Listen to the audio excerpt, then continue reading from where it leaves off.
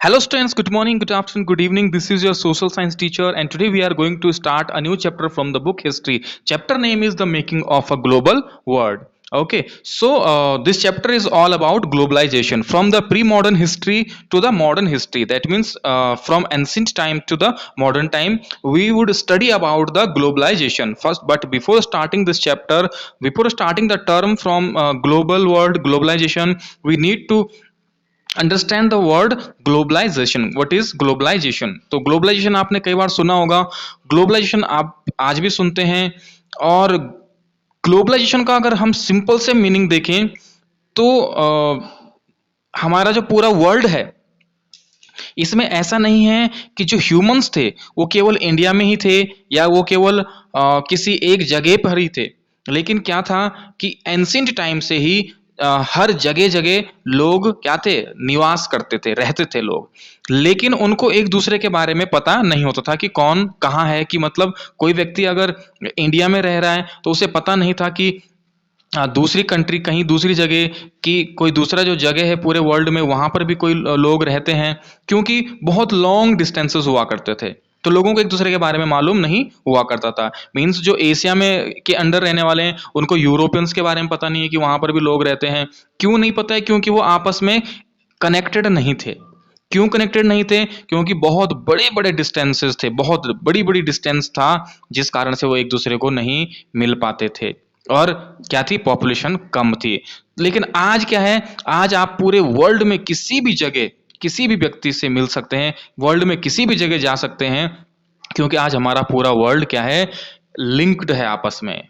अगर आप कोई व्यक्ति बिजनेस करना चाह रहा है वो वर्ल्ड के किसी भी कोने में जाके कर सकता है. या कुछ भी चीज है, पूरा वर्ल्ड एक कनेक्टेड है हर तरीके से. कॉल करना हो तो हम कॉल कर सकते हैं, मैसेज करना हो, बात करना हो, जाना हो, तो बहुत सारे ऐसे क्या हैं, सोर्सेज आज डेवलप हो चुके हैं कि पूरा वर्ल्ड इंटरलिंक्ड है, एक दूसरे से कनेक्टेड है और इंटरडिपेंडेंट भी है, एक दूसरे पर डिपेंड है. ठीक है ना? इसको आप इस चैप्टर के थ्रू समझेंगे कि कैसे इंटरडिपेंडेंट हैं. कि आज हम मींस यहाँ पर एक्सपोर्ट और इंपोर्ट होता है चीजों का. ठीक है ना? तो अगर एक्सपोर्ट इंपोर्ट ना हो तो क्या है कि कोई एक कंट्री सरवाइव नहीं कर सकती है. ट्रेड होता है तो इसके थ्रू यानी कि इंटरडिपेंडेंट है. तो वही चीज हम पढ़ने वाले हैं इसमें कि इसकी शुरुआत कैसे हुई और किस तरह से इसका डेवलप हुआ, क्या कुछ हुआ, वो सब हम इसमें पढ़ने वाले हैं. तो सबसे पहले हम देखेंगे इसमें हम क्या पढ़ने वाले हैं. इसमें हम पढ़ेंगे प्री मॉडर्न हिस्ट्री से लेकर के मॉडर्न हिस्ट्री. यानी कि प्री मॉडर्न टाइम में जो किस तरह की चीजें थी, क्या कुछ होता था.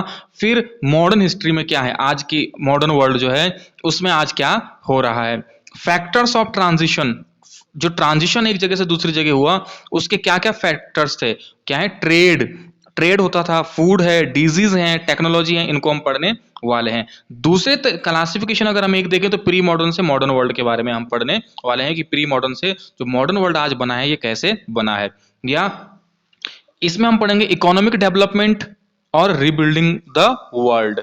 इकोनॉमिक डेवलपमेंट जो था, प्री मॉडर्न जो हिस्ट्री थी, प्री मॉडर्न जो वर्ल्ड था उसमें क्या क्या इकोनॉमिक डेवलपमेंट हुए. और फिर रिबिल्डिंग का मतलब है कि एक्चुअली क्या है कि जिस तरह से गाड़ी चल रही थी बीच में ब्रेकर आया और ब्रेकर आने से थोड़ा सा डिस्टरबेंस हो गया. तो economic development pre ancient time में हुआ, लेकिन बीच में क्या आई? War. First war, second world war, दोनों, इन दोनों वर्ल्ड वॉर ने इकोनॉमी को क्या कर दिया. इन दोनों वॉर्स ने इकोनॉमी को बहुत ही डिस्ट्रॉय कर दिया. और उसके बाद फिर रीबिल्डिंग हुआ यानी कि दोबारा से इकोनॉमिक डेवलपमेंट हुआ और फिर मॉडर्न वर्ल्ड. तो आज हम ये चीजें इस चैप्टर के थ्रू इसमें हम ये पढ़ने वाले हैं. तो सबसे पहले हम देखते हैं द प्री मॉडर्न वर्ल्ड कैसा था. Globalization not a new phenomena. Globalization जो आज हम देख रहे हैं वो कोई नया फिनोमिना नहीं है, कोई नई चीज नहीं है ग्लोबलाइजेशन. ये क्या है? एंशिएंट टाइम में भी ग्लोबलाइजेशन था. बस फर्क इतना है कि आज का जो ग्लोबलाइजेशन है, आज जो वर्ल्ड है वो बहुत ही हाईली पूरे वर्ल्ड इंटरलिंक्ड है, इंटरकनेक्टेड है, इंटरडिपेंडेंट है. बट एंशिएंट टाइम में भी ग्लोबलाइजेशन था लेकिन इतना ज्यादा इंटरलिंक्ड नहीं हुआ करता था. ओके, फ्रॉम एंशिएंट टाइम्स, पुराने टाइम में भी आज आप देख रहे हैं कि लोग एक जगह से दूसरी जगह जा रहे हैं, बिजनेस कर रहे हैं, घूम रहे हैं. फॉरेनर्स यहाँ पर आते हैं, यहाँ के लोग कहीं और जाते हैं. तो एक पूरा जो लोग हैं एक जगह से दूसरी जगह जा रहे हैं, कोई कहीं पर ट्रेड कर रहा है, कोई कुछ कर रहा है, कोई पढ़ाई पढ़ाई के लिए जा रहा है, कोई किसी चीज के लिए, यानी कि पूरा world interlinked. This is globalization. ठीक है ना। लेकिन ऐसा पुराने टाइम में भी हुआ करता था, एंशिएंट टाइम में भी। उस समय क्या होता था, फ्रॉम एंशिएंट टाइम्स ट्रैवलर्स, एक जगह से दूसरी जगह ट्रैवल करने वाले ट्रेडर्स, लोग व्यापार करने जाते थे। प्रीस्ट ट्रैवल्ड, प्रीस्ट जो थे वो लोग भी एक जगह दूसरी जगह जाया करते थे। ठीक है ना। उस समय बस ये था कि ट्रांसपोर्टेशन इतना अच्छा नहीं था, तो इनकी जो यात्रा थी उसको कई साल लग जाते थे। ठीक है ना। वो अब जो ट्रैवलर एक जगह से दूसरी जगह गए, तो इन्होंने क्या किया, दे कैरीड गुड्स, अपने साथ कुछ सामान लेकर जाते थे एक जगह से दूसरी जगह और नई नई जगहों पर। मनी, पैसा लेके जाते, वैल्यूज, वैल्यूज अपनी जो कुछ विचारधाराएं, आइडियोलॉजी जो थी उसको लेकर के जाते थे। स्किल्स, जो काम उनको आता था वो लेकर के जाते थे। आइडियाज जो होते थे, इन्वेंशंस होते थे, जर्म्स भी लेकर जाते थे, डिजीज भी लेकर जाते थे, एंड फूड हैबिट्स अपनी लेकर जाते थे। सपोज दैट कोई एक ट्रैवलर है, वो इंडिया से किसी दूसरी तरफ चला गया, यूरोप की तरफ चला गया, तो वो इंडियन इंडियन गुड्स लेकर के जाएगा। तो जो चीज़ वहाँ पर नहीं थी उस समय, तो उसको लेके गया, तो वो चीज़ वहाँ इंट्रोड्यूस हुई। इंडियन मनी वहाँ पर इंट्रोड्यूस हुई। इंडियन वैल्यूज़ क्या है, हम जैसे यहाँ पर गौ भगवान को मानते हैं, जो हमारा कल्चर है वो उन अपने कल्चर को भी छोड़ के तो नहीं जाएगा ना, कल्चर लेके जाएगा, तो उसको वहाँ पर इंट्रोड्यूस करेगा। स्किल्स, जो चीज़ें उसको आती होंगी, इन्वेंशंस लेकर गया। जर्म्स और डिजीज, जो डिजीज होंगी वो भी जाएंगी उसके साथ में। फूड हैबिट, जो चीज़ हम यहाँ खाते हैं वो उस तरफ जा सकता है। दैट इज द, ये एनसी टाइम में चला। धीरे धीरे ये सब कुछ क्या हुए, ट्रांजिशन हुए। मीन्स एक चीज दूसरी जगह जाती गई। ट्रेवलर्स लोगों के साथ साथ आपस में जो कल्चर था, फूड हैबिट्स थे, इन्वेंशंस थे, डिजीज थे, सब एक्सचेंज होते गए। अब इसके ट्रेसेस भी मिलते हैं। इंडस वैली सिविलाइजेशन, आज से करीब करीब 4000 साल, 4000 ईयर्स अगो, उस समय की बात है जब इंडस वैली सिविलाइजेशन हमको देखने को मिलता है। तो वहां पर जब इंडस सिविलाइजेशन में जब ट्रेसेस मिलते हैं कि 4000 साल पहले भी जो क्या थे, वेस्टर्न कंट्रीज थी, वो वहां पर आई थी, मतलब वहां उनका आना जाना वहां पर था, ऐसे ट्रेसेस, ऐसे कुछ चीजें मिली हैं। अब सबसे पहले एग्जांपल लेके चलते हैं हम सिल्क रूट से। Silk route links the world. Silk route क्या है, सिल्क रूट क्या था, सिल्क रूट एक रास्ता था, डेवलप किया गया। उस समय मैंने आपको बताया कि पूरा वर्ल्ड एक दूसरे से इंटरलिंक्ड, कनेक्टेड नहीं था, तो एक दूसरे के बारे में ज्यादा जानकारी नहीं हुआ करती थी। तो इसलिए लोग जाते थे, खोज करने जाते थे, इधर उधर गए, उनको कहीं पता चला कि यहाँ पर भी लोग रहते हैं, और इस तरह से जाने लगे। तो सिल्क रूट एक ऐसा रूट था कि जो चाइना से होते हुए जाता था और हमारे इंडिया के ऊपर जम्मू एंड कश्मीर मीन्स इस वाले आगे निकलते हुए और आगे यूरोप की तरफ जाता था। तो ये क्या था, इस रूट को सिल्क रूट कहा गया है, क्योंकि इस रूट से सबसे पहले सिल्क का ट्रेड हुआ करता था, इसलिए इसको सिल्क रूट कहा गया है। बाद में इससे और कई चीजों का ट्रेड होने लगा। Example of pre modern trade and culture, इसका एग्जाम्पल है ये प्री मॉडर्न ट्रेड की। उस एंशिएंट टाइम में भी ट्रेड होता था, कल्चर यहां से गया है। Historians have identified several silk routes, और हिस्टोरियंस का मानना है कि उन्होंने कहा है कि लैंड सिल्क रूट भी थे, और सी वाटर के थ्रू, जो ओशियंस थे, सी मतलब समुद्री यात्रा, समुद्र के थ्रू भी सिल्क रूट थे। इसके थ्रू क्या क्या एक्सचेंज हुआ, एक जगह से दूसरी जगह गया। पोर्टेरी था, जैसे टेक्सटाइल था, स्पाइसेस फ्रॉम इंडिया, इंडिया से स्पाइसेस, इंडिया के spices world famous, and south Asia, spices from India and south Asia से ये क्या होते थे, इस रूट से क्या होते थे, इनको ट्रेड किया जाता था। Trade and culture exchange always went hand in hand. अब ट्रेड के साथ क्या हुआ कि जैसे चाइना से लोग कहाँ गए, यूरोप की तरफ गए, तो चाइना से क्या किया, चाइना चाइनीज जो चीजें थी, जैसे पोर्टेरी था उनका, टेक्सटाइल था, या इंडिया से जो लोग गए तो इंडिया का जो क्या था, स्पाइसेस थे, इनको यहां से लेकर के गए यूरोप की तरफ, और वहां पर इनको ट्रेड, व्यापार करने के लिए, इनको सेल करने के लिए, वहां से कमाने के लिए लेके गए। तो अपने साथ साथ में ये उस कल्चर को भी लेके गए। जैसे इंडियंस अगर यहाँ से या चाइनीज अगर वहां से यूरोप की तरफ गए, तो अपने साथ वो ट्रेड करने तो गए थे, अपने साथ क्या था, वो एक्सचेंजेस को लेकर के तो गए थे, अपने साथ में वो जो ट्रेड था, ट्रेड करने तो गए थे, अपने साथ में ट्रेड को तो मीन्स जो गुड्स थे उसको लेकर गए, साथ में अपना कल्चर भी लेकर के गए, और उस कल्चर से उस जगह जहां गए उसको भी इन्फ्लुएंस किया। इस तरह से जैसे चाइनीज मिशनरीज, चाइनीज लोग, जो चाइनीज मिशनरीज थी, सॉरी क्रिश्चियन मिशनरीज, जो क्रिश्चियन मिशनरीज थी, जो क्रिश्चियन मिशनरीज थी, वो जहां जहां भी गए उन्होंने वहां पर क्रिश्चियनिटी को स्प्रेड किया। मुस्लिम प्रीचर्स थे, जहां जहां के उन्होंने मुस्लिम रिलीजन को इंट्रोड्यूस किया, और लोगों को इन्फ्लुएंस किया। बुद्धिज्म है, जैसे बुद्धिज्म है, आपने सुना भी होगा कि जो बुद्धिज्म जो है मीन्स जो यहाँ की जो बुद्धिज्म की जो चीज़ें हैं वो इंडिया में मतलब इसको माना जाता है। जैसे मार्शल आर्ट है, कुंग-फू वगैरह जो ये चाइना में जिसको माना जाता है, इसको इंडिया की ओरिजिन बताया जाता है कि इंडिया से ये था, लेकिन आज ये आर्ट कहाँ की फॉर्म मानी जाती है, चाइना की मानी जाती है, जबकि इसकी ओरिजिन, इसका मुख्य जो मेन है वो कौन था, इंडिया को माना जाता है। तो उस समय एक्सचेंज मतलब जो लोग गए उनके साथ आर्ट, उनके स्किल्स एक जगह से दूसरी जगह गए, इस तरह से ये हुआ। तो ये सिल्क रूट है, इसमें बहुत इंपॉर्टेंट आपके पास क्वेश्चन आ सकता है, आता है क्वेश्चन। उसके बाद है फूड ट्रेवल्स, फूड भी ट्रेवल हुआ, जैसे स्पैगेटी एंड पोटैटो, इसके उसमें है कि फूड ट्रेवल हुआ। फूड कैसे ट्रेवल हुआ?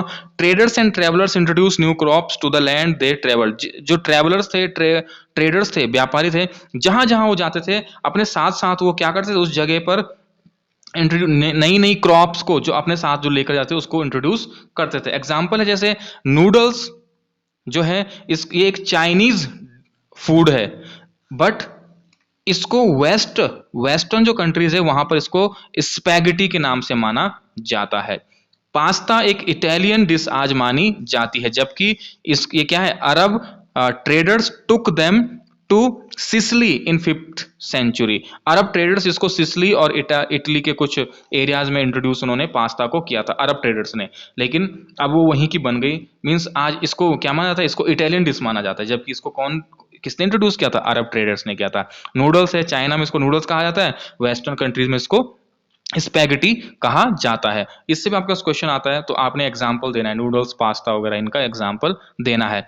क्रिस्टोफर कोलंबस जिसने डिस्कवर किया अमेरिकाज को, अमेरिका को डिस्कवर किया। अमेरिकाज इसलिए बोला गया क्योंकि अमेरिका मतलब एक केवल अमेरिका नहीं, north America, central America, south America, पूरा कंप्लीट इसको डिस्कवर किया क्योंकि सी रूट से जा रहा था, यात्रा करते थे लोग, ट्रेवलिंग करते थे, अमेरिका मिल गया।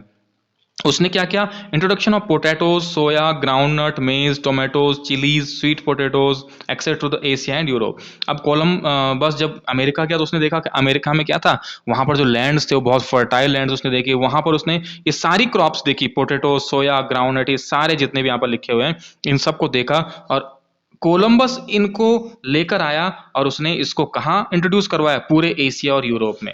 ऐसा नहीं है कि आज हम जो पोटैटो खा रहे हैं कि ये जब से मतलब ये चीजें चल रही हैं स्टार्टिंग से ही, मतलब हमेशा से जितनी चीजें हम यहाँ पर खा रहे हैं जैसे पोटैटो है, कि वो यहीं की ओरिजिन है, कि यहाँ के नहीं, इंट्रोड्यूस की गई क्रॉप है, यानी कि इसको यहाँ लाया गया है।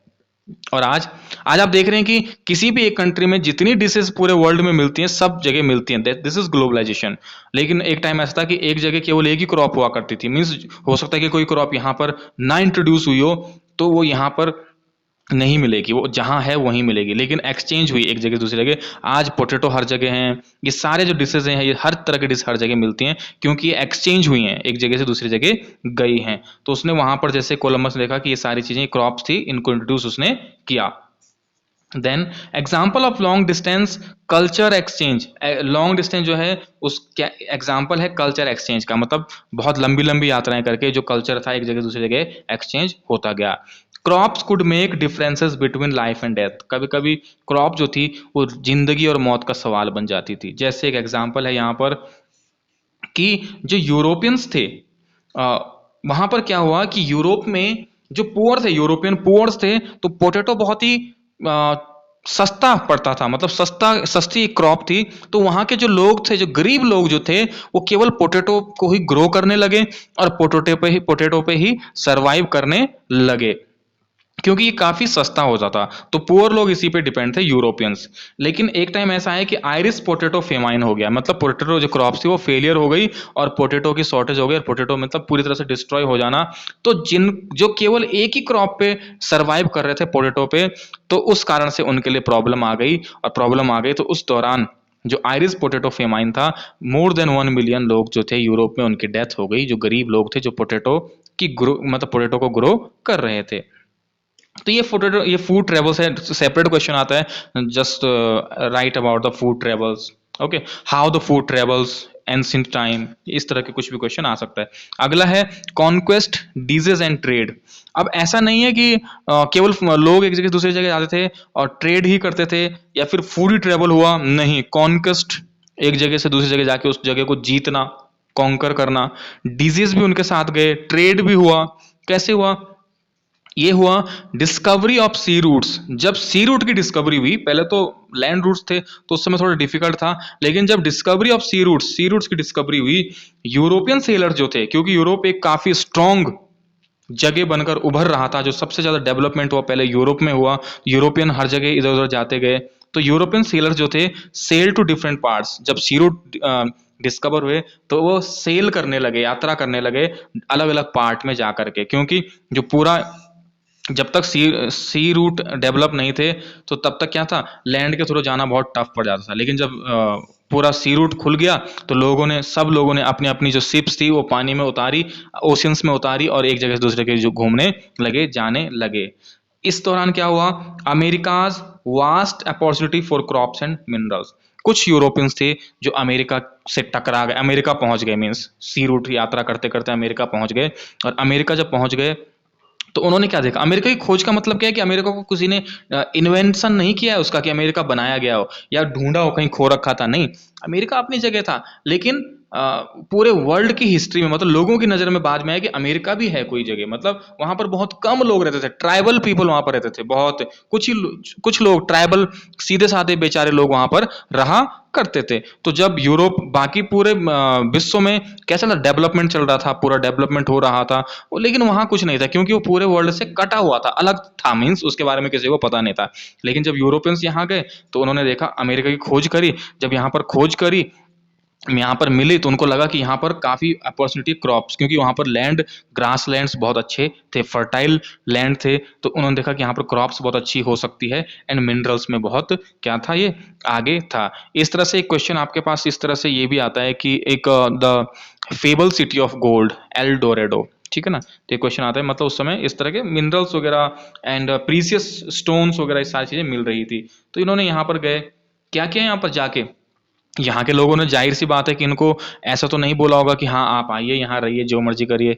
वहाँ के लोग वहाँ गए, उन लोगों ने प्रोटेस्ट किया होगा, तो क्या करने लगे ये लोग, जो यूरोपियंस थे ये काफी डेवलप थे, और in the front of army, means army के तौर पे पावरफुल थे, वेपन्स थे, डेवलप थे।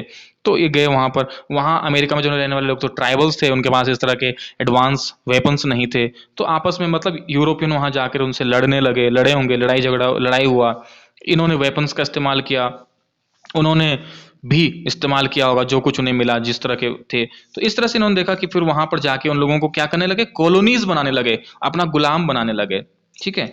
यहाँ पर पोर्टुगीज आए, Spanish conquest and colonialism of America, मतलब लड़ाई झगड़ा, इस तरह से लड़ाई करना उन लोगों को, और फिर उनको अमेरिका को क्या बना लिया, अपनी कॉलोनी बना लिया।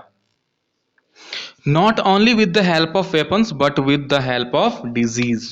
अब डिजीज, डिजीज का क्या रोल है, किस तरह से डिजीज का क्या सिस्टम है।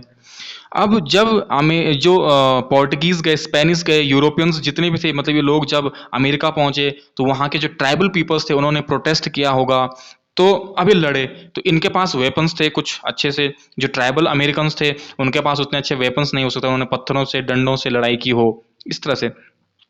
लेकिन अब उनको जीतने के लिए उन्होंने केवल वेपन्स का इस्तेमाल ही नहीं किया, जरूरी सिर्फ वेपन का ही इस्तेमाल नहीं किया, बल्कि डिजीज का इस्तेमाल भी किया। एक एग्जाम्पल से समझते हैं कि डिजीज का इस्तेमाल किस तरह से होता था। अब जैसे ये है स्मॉल पॉक्स, तो यूरोपियंस जो थे, एक डिजीज था स्मॉल पॉक्स, तो जो यूरोपियन थे, यूरोपियन के अंदर इम्यूनिटी डेवलप थी स्मॉल पॉक्स के अगेंस्ट। कैसे डेवलप थी, क्योंकि जब आया होगा तो इनके अंदर वो इम्यूनिटी बन चुकी थी, अगर इनको स्मॉल पॉक्स होता तो ये जल्दी से रिकवर भी हो जाते, ठीक हो जाते। अब जब यूरोपियंस अमेरिका गए तो यहां पर क्या था कि जो नेटिव अमेरिकन, वहां के ट्राइबल पीपल जो थे, वहां के बेचारे जो ट्राइबल पीपल जो थे, इनसे वो डिजीज उनको स्प्रेड हो गया, फैल गया। अब होने क्या लगा कि जो अमेरिकन्स थे उनको जब डिजीज होने लगे तो वो रिकवर नहीं होने लगे, वो रिकवर नहीं हुए, और रिकवर नहीं हुए तो जिससे क्या हुआ, इस तरह से डिजीज के थ्रू उन्होंने वहां पर कॉन्कर किया, है ना। तो मींस ये क्या, यूरोपियंस तो ठीक हो जाते थे क्योंकि इनके अंदर इम्यूनिटी बिल्ड हो चुकी थी, लेकिन अमेरिकन के अंदर वो इम्यूनिटी बिल्ड नहीं थी। उसका एक रीजन ये भी माना जाता है कि अमेरिका पूरे वर्ल्ड से कटा हुआ था, मीन्स इनके अलग था बिल्कुल, तो इनके अंदर वो इम्यूनिटी नहीं थी कि ये इस स्मॉल पॉक्स डिजीज से लड़ पाते, लड़ने की इम्यूनिटी नहीं थी। तो इस तरह से इन्होंने डिजीज का इस्तेमाल भी किया है। डिजीज का इस्तेमाल करके किसी देश को गुलाम बनाना, कॉलोनी बनाने का इस्तेमाल डिजीज का, तो बहुत ही सबसे बड़ा वेपन डिजीज ही होता है। ओके, तो इस तरह से इन्होंने इसका इस्तेमाल किया। तो वेपन्स, तो डिजीज का इस्तेमाल भी किया जाता था। अब हम देखते हैं प्रॉब्लम्स इन यूरोप। यूरोप में क्या प्रॉब्लम थी? Europe develop country, Europe develop हो रहा था, धीरे धीरे बहुत डेवलप होता गया। तो वहां पर पॉपुलेशन बढ़ती गई, डिजीज बढ़ते गए, रिलीजियस कॉन्फ्लिक्ट बढ़ते गए, क्योंकि वहां पर क्या था, प्रिंट कल्चर भी हो गया था, लोगों ने लिखना प्रिंट करना स्टार्ट हो चुका था। तो जिस कारण से रिलीजियस कॉन्फ्लिक्ट, लोग धर्म के बारे में लिखने लगे, तो चर्चेज उन पे क्या थे, कुछ इम्पोज उन पे, मतलब इस तरह के करने लगे चीजें, तो लोग उसके बारे में लिखने लगे। तो इस तरह के कई रिलीजियस कॉन्फ्लिक्ट्स होने लगे, जिस कारण से क्या हुआ, लोगों को लगा, कुछ काफी सारे लोगों को, कुछ मीन्स लोगों को, कि उनको लगा कि अब शायद यूरोप में रहना ठीक नहीं है, पॉपुलेशन बढ़ रही थी, प्रॉब्लम्स वहां पर, प्रॉब्लम्स इन यूरोप, यूरोप में क्या बढ़ रही थी, प्रॉब्लम्स बढ़ रही थी पॉपुलेशन के कारण, डिजीज के कारण। तो लोग क्या करने लगे, माइग्रेशन करने लगे यूरोप टू अमेरिका। यानी कि जो आज अमेरिका में है, वो हमेशा से अमेरिका में नहीं थे, माइग्रेट पीपल हैं वो। तो माइग्रेशन होने लगा यूरोप से अमेरिका को होने लगा। अब अमेरिका में क्या क्या अपॉर्चुनिटीज थी? अमेरिका एक नई खोज थी, प्लांटेशन फार्मिंग इन अमेरिका। जो लोग यूरोप से अमेरिका गए, उन्होंने देखा कि यहाँ पर बहुत अच्छे लैंड फॉर्म्स हैं, सॉरी, बहुत अच्छे ग्रास लैंड्स हैं, बहुत अच्छे फर्टाइल लैंड्स हैं। तो वहाँ पर प्लांटेशन, बड़ो काफ़ी बड़े बड़े फील्ड हुआ करते थे, तो वहाँ पर प्लांटेशन फार्मिंग करने लगे अमेरिका में। और प्लांटेशन फार्मिंग करके जो क्रॉप्स, जो चीज़ होती थी, सोल्ड इन यूरोपियन मार्केट, जहाँ से वो भाग के आए थे यूरोपियंस, वहीं पर जाके उसको क्या करने लगे, सेल करने लगे, सेल करने लगे। तो इस तरह से अमेरिका में बहुत मिनरल्स में काफ़ी रिच था, क्रॉप्स के लिए बहुत अच्छा था, फर्टाइल था। तो इस तरह से काफ़ी अपॉर्चुनिटीज़ थी। तो बहुत यूरोपियंस, पूरा यूरोप से लोग यहाँ आने लगे, शिफ्ट होने लगे, सेटल होने लगे, और पूरे जगह जगह से लोग आकर यहाँ सेटल होने लगे। और दूसरी जगह यहाँ से यहाँ पर प्लांटेशन करके, फार्मिंग करके क्या करने लगे, दूसरी जगह बेचने लगे, सेल करने लगे वर्ल्ड के दूसरे कोनों में, और क्या करने लगे, अपने आप को प्रॉस्परस बनाने लगे। तो जिससे क्या हुआ, rise of America, America strong होने लगा इकोनॉमिकली, यानी कि इकोनॉमिकली सेंटर बनने लगा अमेरिका, अमेरिका काफी ग्रो करने लगा, राइज ऑफ अमेरिका। ओके, इसी तरह से ये अमेरिका काफी इकोनॉमिकली काफी स्ट्रांग बना है, क्योंकि यहाँ पर जगह जगह से लोग आए, इन्वेस्ट मीन्स ये सब कुछ करने लगे। इसी दौरान चाइना और इंडिया में क्या हो रहा था, चाइना जब ये डेवलपमेंट चल रहा था, सारा इस तरह का डेवलपमेंट चल रहा था पूरे वर्ल्ड में, चाइना ने क्या किया, चाइना चला गया आइसोलेशन में। चाइना ने अपने आप को बाकी पूरे वर्ल्ड से कट कर दिया, यानी कि ओवरसीज जो बिजनेस था, जो कुछ था, सब मतलब आइसोलेशन में चला गया, अपने आप को सेफ करने के लिए आइसोलेशन में चला गया। ओवरसीज बिजनेस वगैरह जो दूसरी कंट्री से जो लोग आते थे, है ना, जैसे इंडिया में आपने देखा होगा, ईस्ट इंडिया कंपनी आई, यहाँ पर कई ट्रेड करने लोग आए, कोई किसी मकसद से आए, कोई किसी मकसद से आया। तो इस तरह से इंडिया कॉलोनी बना। इंडिया, चाइना में, चाइना ने अपने आप को आइसोलेशन में कर दिया, यानी कि पूरे वर्ल्ड से कट हो गया वो। और इंडिया नहीं हुआ, तो इंडिया एक कॉलोनियलिज्म, इंडिया में कॉलोनियलिज्म चलने लगा। अब इसके बाद हम पढ़ेंगे, ये तो हमने पढ़ा अम, अभी तक 18th सेंचुरी। अब हम 19th सेंचुरी पढ़ेंगे, उससे पहले समझ लें, मैंने आपको मीन्स 18th सेंचुरी जो है वो क्या होगा। 18th सेंचुरी का मतलब कि 1701 से 1800 तक क्या होगी, 18th सेंचुरी। 19th सेंचुरी का पीरियड 1801 से 1900 तक, ये 19th सेंचुरी होगी। तो अब हम देखते हैं द 19th सेंचुरी, इस टाइम पीरियड में क्या हुआ।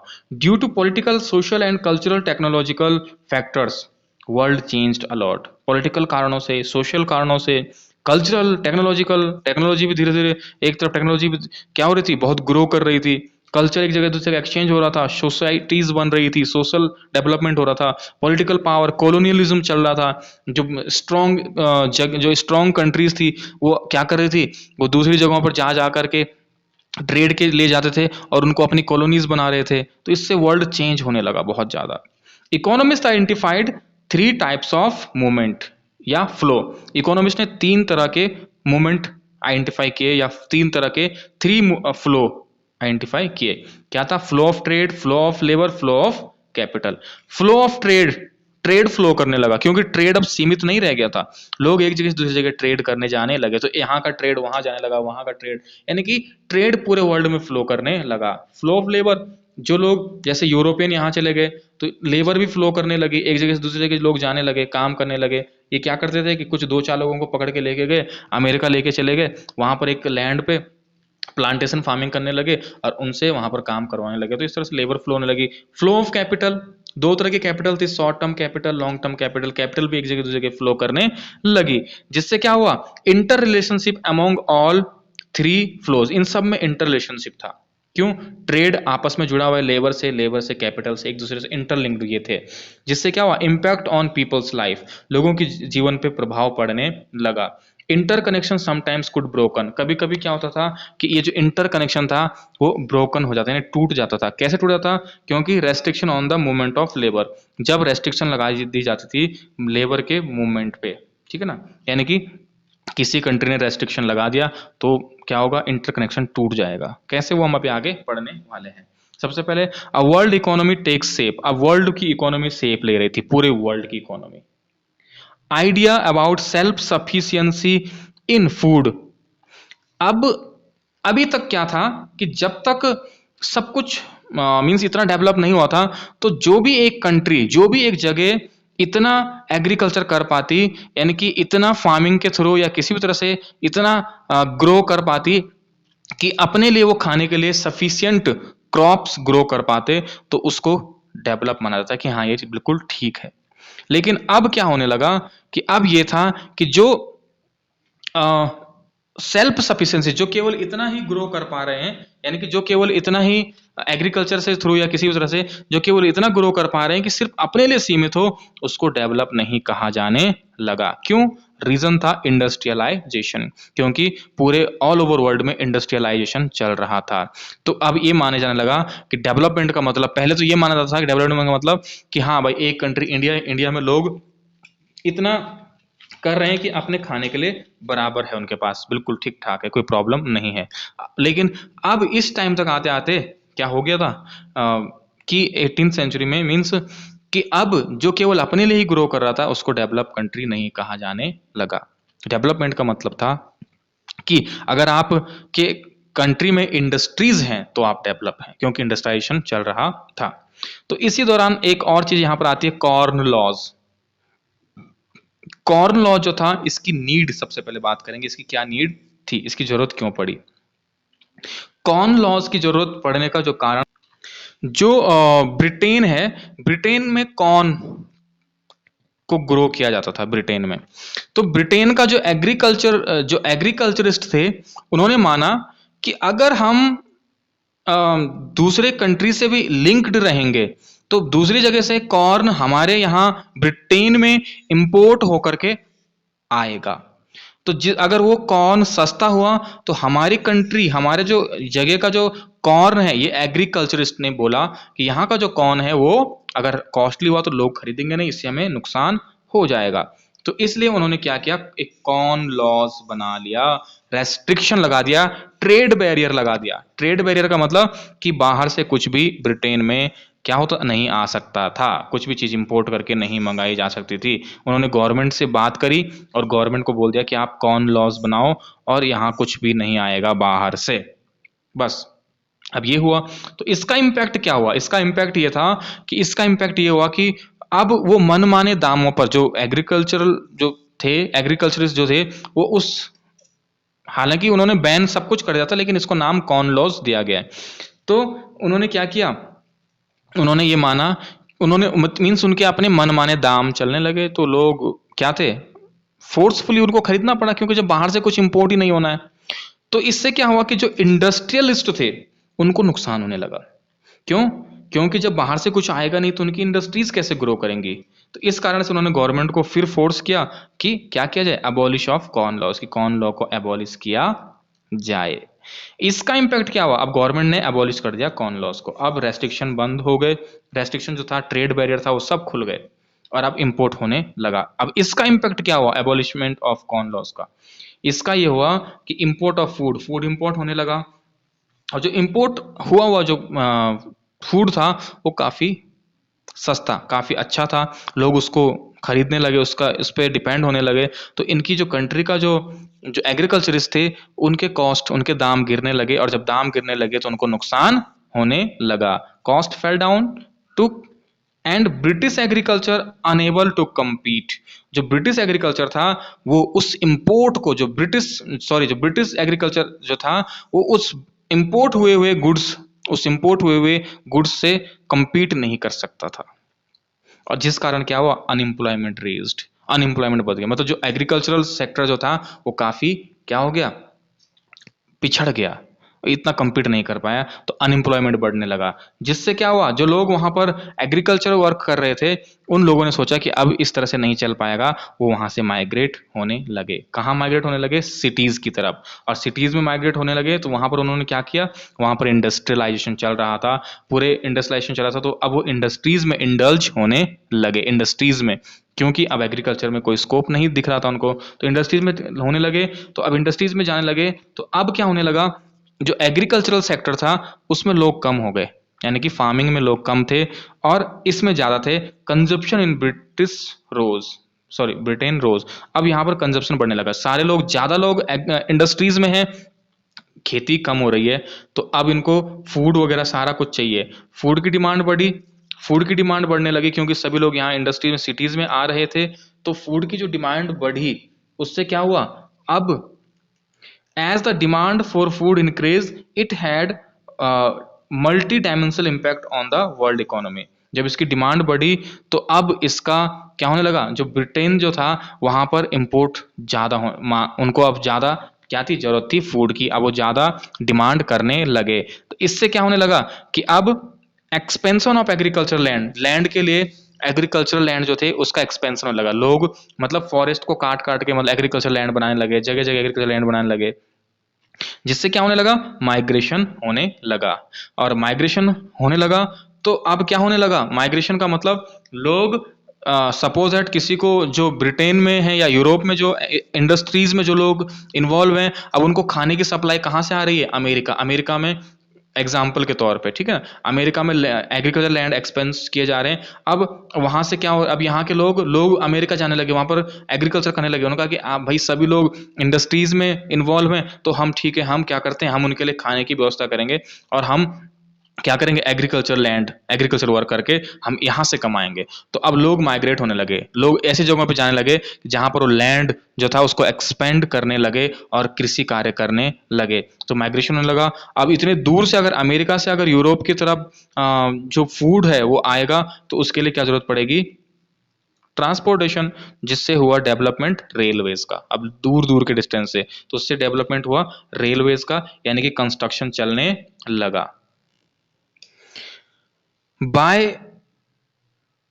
1890 a global agriculture economy had taken shape। 1890 में एक global agriculture economy had taken shape, इसने शेप लेने लगी, क्योंकि अब क्या था कि इंडस्ट्रियलाइजेशन चल रहा था, इंडस्ट्रीज में लोग इन्वॉल्व थे, तो अब एग्रीकल्चर की डिमांड, यानी कि फूड की डिमांड बढ़ने लगी, फूड की डिमांड बढ़ने लगी, तो एग्रीकल्चरल इकोनॉमी ने एक शेप लेना स्टार्ट कर दिया।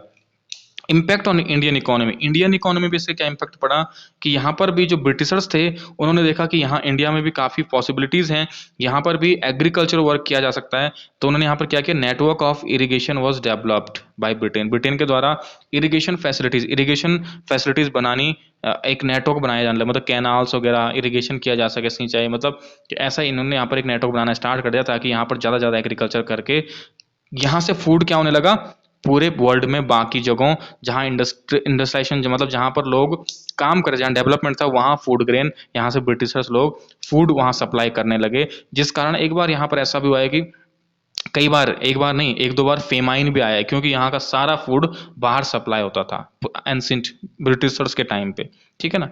तो उन्होंने क्या किया, एक इरिगेशन डेवलप किया, सेमी एरिड एरिया को फर्टाइल लैंड बनाया, व्हीट एंड कॉटन को ग्रो किया, व्हीट लोगों को खाने के लिए, कॉटन लोगों की टेक्सटाइल जो, मतलब जो था, इंडस्ट्रीज जो थी, इंडस्ट्रियलाइजेशन जो इंडस्ट्रीज थी, वहां भेजा जाने लगा। इस तरह से मतलब ये ट्रेड करने लगे। कैनाल कॉलोनीज बनाई गई, कैनाल्स डेवलप किए गए, पंजाब वर्ल्ड डेवलप, पंजाब के एरिया में, ठीक है ना। इस तरह से चीज़ें चलने लगी। उसके बाद आता है रोल ऑफ टेक्नोलॉजी। टेक्नोलॉजी का क्या रोल था in making of global economy world. Invention transform the world. जब अब टेक्नोलॉजी डेवलप होने लगी तो इसने भी इकोनॉमी को और ज़्यादा क्या दिया, डेवलपमेंट दिया। कैसे दिया, क्योंकि जो टेक्नोलॉजिकल एडवांसेस थे उससे क्या हुआ, colonisation stimulated new investment and improvement in transport. अब लोगों के मन में इच्छाएं थी, वो क्या चाहते थे, वो दूसरी जगह ट्रेड करने जाते और उन जगहों को, जो कंट्रीज थी, वो उन जगहों को अपनी कॉलोनीज बना लेते। लेकिन उन जगह जाने के लिए इनको क्या था, क्या चाहिए था, जो ट्रांसपोर्ट था, क्योंकि ट्रेड करना था, कमाना था, कॉलोनी जो बनाई हुई थी वहां को उसको ज्यादा ज्यादा यूटिलाइज करना था। तो इस आइडिया ने क्या किया, इस आइडिया ने राइज दिया, मतलब उनको ट्रांसपोर्ट एक इम्प्रूवमेंट चाहिए था। तो इससे टेक्नोलॉजिकल इन्वेंशंस होने लगे। मतलब कि अगर उनको वहां से अमेरिका से कोई चीज़ इंडिया मंगानी है या यूरोप की तरफ मंगानी है, तो अब क्या, ट्रांसपोर्ट सिस्टम अच्छा होना चाहिए। तो इसके लिए टेक्नोलॉजिकल के एस्पेक्ट पे भी ध्यान देने जाने लगा और टेक्नोलॉजिकल इम्प्रूवमेंट, बहुत ज़्यादा इन्वेंशंस होने लगे। एग्जाम्पल है ट्रेड इन मीट। जो पहले का एक टाइम था उस समय क्या होता है कि जैसे अमेरिका है, अमेरिका से यूरोप की तरफ मीट सप्लाई होना है ना, मीट सप्लाई होना है। तो वहां से क्या है कि जो जैसे जो भी एनिमल्स हैं उनको शिप में रखा और अमेरिका से उनको शिफ्ट कर दिया यूरोप। अब यूरोप आते आते, इतने बड़े शिप के अंदर यूरोप आते आते सबसे कुछ प्रॉब्लम आने लगी। प्रॉब्लम क्या आने लगी कि एक तो उनका वेट था, वेट घट जाता। अगर कोई एनिमल वहां से उसका वेट जो था वो सपोज 50 kg है, तो वो यूरोप पहुंचते पहुंचते 25 हो जाता, इस इतने लंबे डिस्टेंस में, और आधा से ज्यादा जानवर मर जाते। तो ये प्रॉब्लम थी जिससे उनको बहुत लॉस होने लगा ट्रेड। तो मीट जो ट्रेड था वो अच्छे से फ्लोरिश नहीं हो पा रहा था। लेकिन जब टेक्नोलॉजिकल डेवलपमेंट हुआ तो रेफ्रिजरेटेड शिप्स बनाए गए, रेफ्रिजरेटेड शिप्स, जिसमें मीट को फ्रोजन करके एक जगह दूसरी जगह भेजा जाने लगा, जिससे मीट के जो इस बिजनेस में भी काफी काफी मींस इंप्रूवमेंट देखने को मिला। तो ये टेक्नोलॉजिकल एक एग्जांपल है, अगर आपके पास आता है तो इसका आप एग्जांपल दे सकते हैं और इसके बारे में लिख सकते हैं। उसके बाद आता है late 19th century. 19th century starting में तो ये कुछ हुआ, लेकिन 19th सेंचुरी तक तो ये सब कुछ हो रहा था। सॉरी, 19th सेंचुरी स्टार्टिंग में तो ये सब कुछ चल रहा था कि आ, कई सारे जो थे लोग थे एक जगह दूसरी जगह जा रहे थे, दूसरी नई नई कंट्रीज में जा रहे थे, वहां पर ट्रेड कर रहे थे, काफी कुछ अच्छा फ्लोरिश हो रहा था। लेकिन लेट 19th सेंचुरी तक, 19th सेंचुरी के एंड तक आते आते इस ट्रेड ने, इस ग्लोबलाइजेशन ने, इसने एक नया रूप ले लिया, कोलोनियलिज्म का। अब कोलोनियलिज्म की तरफ ज्यादा ध्यान दिया जाने लगा। ट्रेड क्या बन गया, प्रोस्पेरिटी था ये, मतलब एक प्रोस्पेरिटी था कि लोग ट्रेड करने लगे, एक दूसरे से काफी ठीक चल रहा था। But the dark side, trade की एक डार्क साइड भी बन गई, जो था कोलोनियलिज्म। लोग जो जहां जाते पहले ट्रेड करने जाते और बाद में उस पर कब्जा करने की कोशिश करते, उसको अपना गुलाम, अपनी कॉलोनी बनाने की कोशिश करने लगे। ऐसा चलने लगा। European conquest and colonialism. Europeans जो थे कॉन्क्वेस्ट यानी कि जीतने लगे, जगहों को जाकर के उनको जीतने लगे, उनको अपनी कॉलोनीज बनाने लगे। इसका एक एग्जांपल है जैसे डिस्ट्रक्टिव इम्पैक्ट ऑफ कोलोनियलिज्म। इसका जो डिस्ट्रक्टिव इम्पैक्ट था कोलोनिज्म का, वो क्या था, एक एग्जांपल है आपके पास, अफ्रीका। अफ्रीका एक ऐसी जगह उस समय थी कि जहाँ के क्या थे, हैप्पी पीपल, जहाँ पर लोग बहुत खुश थे, क्योंकि वो लोग क्या थे, वो satisfied and not willing to work under anybody. मतलब वो जॉब कुछ भी काम नहीं करना चाहते थे, क्योंकि उनका जो मेन काम था वो था रेयरिंग, जानवरों को पालना और एग्रीकल्चर अपने लिए करना। तो अपने आप में ही वो सेल्फ सफिशिएंट थे, जैसे कि बोला गया ना, सेल्फ सफिशिएंट, अपना आराम से कैटल वगैरह को क्या करते थे, कैटल को रेयरिंग करते थे, अपना अपने लिए जो सफिशिएंट हो सकता उतनी फार्मिंग करते थे। इसलिए उनको किसी के अंडर में वर्क नहीं करना था, इंडस्ट्रीज से कोई लेना देना नहीं था, किसी भी चीज से कोई लेना देना नहीं था। अब यूरोपियन केम अफ्रीका, अफ्रीका में किसकी एंट्री हुई, यूरोपियंस की। यूरोपियन वहां पर आए, यूरोपियन बहुत डेवलप थे, बहुत डेवलप हो रहे थे, और जहां जहां उनको पॉसिबिलिटीज मिलती थी वहां वहां वो जा करके क्या कर रहे थे, अपनी इंडस्ट्रीज लगा रहे थे। जैसे अफ्रीका में उनको लगा कि यहाँ पर काफी अच्छा चल सकता है, जो माइनिंग का वर्क है, एग्रीकल्चरल क्रॉप्स वगैरह, तो यहाँ आके काम करने लगे। लेकिन यहाँ के लोग तो सेल्फ सफिशिएंट थे, उनको तो काम करने की जरूरत ही नहीं थी। और इनको क्या करना था, यूरोपियंस को प्लांटेशन एंड माइंस, प्लांटेशन का काम करना था और माइंस का काम करना था। तो इनके पास क्या थी, अब ये लोग जब अफ्रीका के लोग काम नहीं करना चाह रहे हैं, शॉर्टेज ऑफ लेबर, उनको लेबर की शॉर्टेज हुई, so they imposed heavy taxes on African, उन्होंने नेटिव अफ्रीकन जो थे इन पे हैवी टैक्सेस लगा दिए, ताकि ये क्या करें, उन टैक्सेस से परेशान होकर के तब ये काम करना चाहें। काम करना मतलब कि हमारे कहाँ, प्लांटेशन में और माइंस में। चेंज इनहेरिटेंस लॉज, इन्होंने इनहेरिटेंस लॉज बदल दिए, मींस जैसे कि प्रॉपर्टी का जो बंटवारा था, तो जो पिता की प्रॉपर्टी है वो, जैसे अगर दो भाई हैं तो दोनों में बंटवारा नहीं, केवल एक ही भाई को मिलेगा, ताकि एक भाई जिसको प्रॉपर्टी में अधिकार नहीं मिलेगा उसको मजबूरन इनके साथ इनकी फैक्ट्रीज में, इनके माइंस में, इनके प्लांटेशन में काम करना पड़े। And restricted their right to movement, और इनके मूवमेंट इधर उधर जाने पे रेस्ट्रिक्शन लगा दिए, ताकि ये ज़्यादा इधर उधर न जा सकें, अपने रेयरिंग जो वर्क है एनिमल्स का इसको ना कर सकें। लेकिन इन सबसे ज़्यादा जो खतरनाक इन यूरोपियंस ने किया वो था, इन्होंने यहाँ पर एक कैटल प्लेग जिसका नाम है रिंडर पेस्ट, इसको ला दिया, इसको स्प्रेड किया। रिंडर पेस्ट क्या था, ये कैटल प्लेग यानी कि जानवरों में होने वाली बीमारी जो यूरोपियंस यहाँ लेकर आए थे। इसका कारण कैसे था, एक्चुअली जो यूरोपियंस थे वो वहाँ से मीट आता था यहाँ अफ्रीका के कुछ सोल्जर्स, एक छोटे से पार्ट में जो सोल्जर्स उनके लिए आता था, तो वो जो मीट आता था वो ऐसे एनिमल्स का होता था कि जो रिंडर पेस्ट से क्या थे, ग्रसित जो थे वो जानवर। अब उस मीट को इन्होंने खाया तो इनके थ्रू वो जो रिंडर पेस्ट, जो कैटल प्लेग जो था यानी कि जानवरों में जो बीमारी थी, वो अफ्रीका में फैलनी शुरू हो गई, और धीरे धीरे धीरे धीरे ये पूरे अफ्रीका में फैल गई। और यहाँ पर इस बीमारी के कारण 90% इनके जो एनिमल्स थे वो मर गए, खत्म हो गए इस बीमारी से। जिससे क्या हुआ, क्योंकि फास्ट स्प्रेडिंग डिजीज था अमोंग कैटल में बहुत जल्दी से तेजी से फैलने वाला एक डिजीज था। और ये कब आया था अफ्रीका में, late 1880s arrived in Africa, rinderpest यहाँ पर आया था। जिससे क्या हुआ, loss of cattle destroyed Africans, African जो लोग थे इनकी लाइवलीहुड ही एनिमल्स था, एनिमल्स पे ही डिपेंड थे। जब 90% लाइवलीहुड एनिमल्स मर गए तो इनकी लाइवलीहुड ही खत्म हो गई, और खत्म हो गई तो अब इनको सरवाइव करने के लिए कुछ ना कुछ करना था। तो ये क्या करने लगे, प्लांटेशन ओनर्स जो थे ये यूरोपियंस एंड माइनर्स जो थे, now could force Africans into labour market, अब ये फोर्स कर सकते थे क्योंकि अब इनकी लाइवलीहुड, इनका रोजगार छीन लिया गया था जिसपे डिपेंड कर रहे थे, सर्वाइव करते।